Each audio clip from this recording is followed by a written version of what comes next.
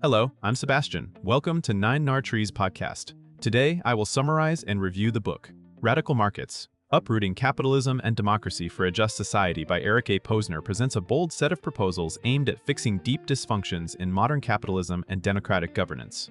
Rather than calling for more regulation within familiar frameworks, the book argues that many of today's problems come from the way property rights, monopoly power, and political participation are structured. Posner explores how concentrated ownership can trap wealth, suppress competition, and amplify inequality, while political systems often fail to represent citizens fairly or deliver collective goods efficiently. The book's defining feature is its willingness to treat markets not as untouchable institutions, but as tools that can be redesigned. It introduces unconventional mechanisms intended to increase competition, broaden access to opportunity, and reduce the ability of entrenched interests to block change. Whether readers agree or disagree, the book functions as a provocative blueprint for reimagining ownership, antitrust, taxation, and voting in ways meant to better align private incentives with social justice and democratic legitimacy. I will give you key takeaways from this book. Firstly, rethinking property through continuous reallocation. A central theme is that traditional property rights can create stagnation and unfairness when ownership becomes too secure and too concentrated. The book explores the idea that many valuable assets, from urban land to corporate holdings, are kept underused because owners can sit on them indefinitely, capturing rising value while communities bear the cost of scarcity. Instead of treating property as absolute, the authors propose mechanisms that keep ownership more contestable so assets flow to higher-valued uses. The best-known proposal associated with the book is a self-assessed ownership and tax scheme for certain assets designed to discourage hoarding and encourage productive deployment. Conceptually, the owner declares a price and pays a tax based on that valuation, while remaining open to selling at that posted price. Supporters argue this could reduce land speculation, lower barriers for new entrants, and improve allocative efficiency. Critics worry about implementation complexity, displacement risks, and political feasibility. The topic invites readers to question whether the moral and economic promises of private property are actually met under current rules, and whether alternative designs could protect personal security while preventing asset lock-in and artificial scarcity. Secondly, confronting monopoly and market power with new tools, the book frames monopoly power as a defining challenge of contemporary capitalism, affecting prices, wages, innovation, and even politics. It suggests that standard antitrust approaches may be too slow, too narrow, or too focused on consumer prices to address modern forms of dominance such as platform effects, data advantages, and vertical control. The broader argument is that concentrated market power can become self-reinforcing, allowing large firms and wealthy actors to shape rules, buy influence, and deter competitors. Against that backdrop, the book highlights more aggressive and structurally oriented approaches that aim to keep markets genuinely contestable.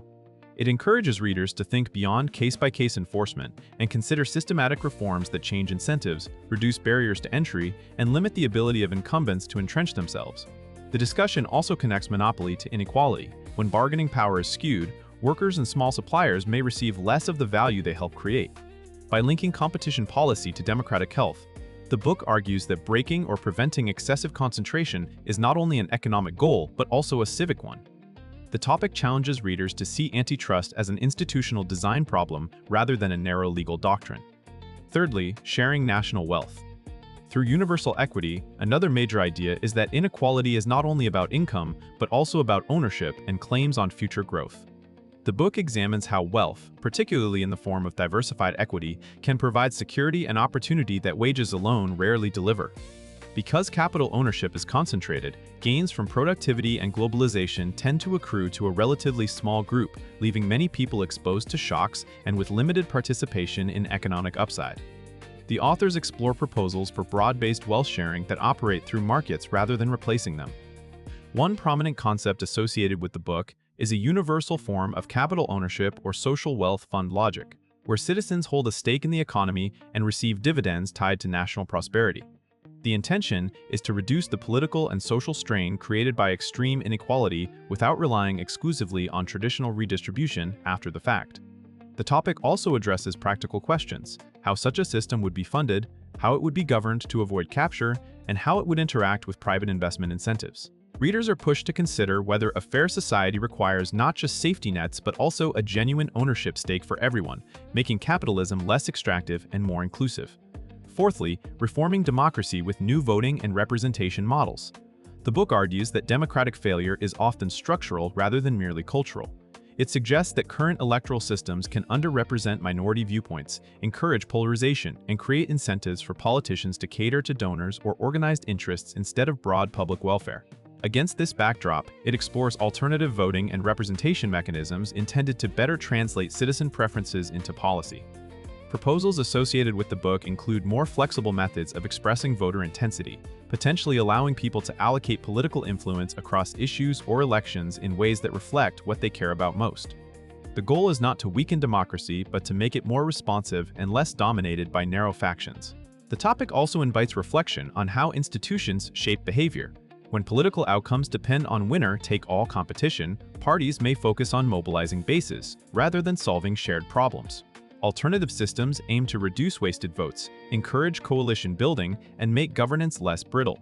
Skeptics may question whether such mechanisms are too complex for broad participation, or could introduce new forms of manipulation.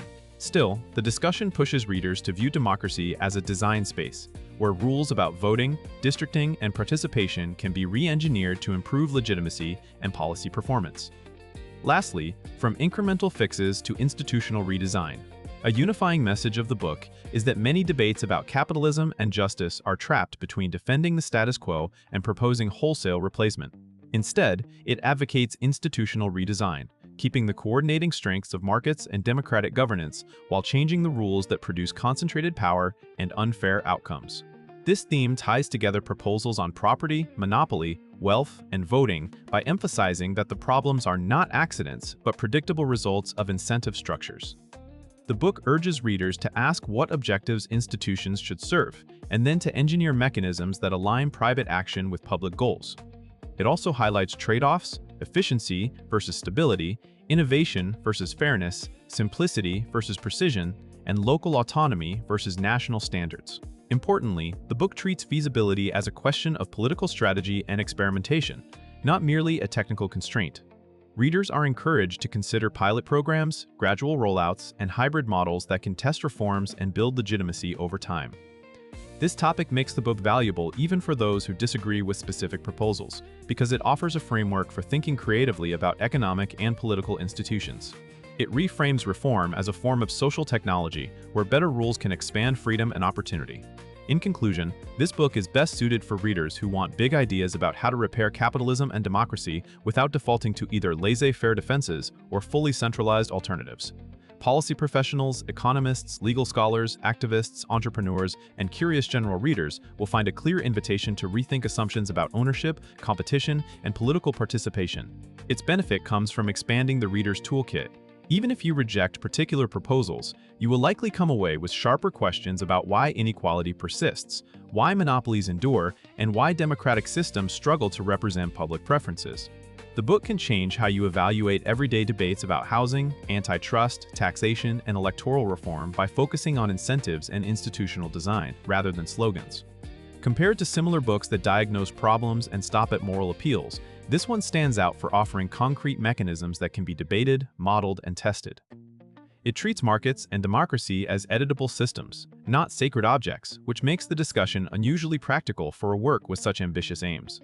If you want a provocative, structured set of reform options that connect economic fairness to democratic legitimacy, it is worth buying as a starting point for serious argument and policy imagination.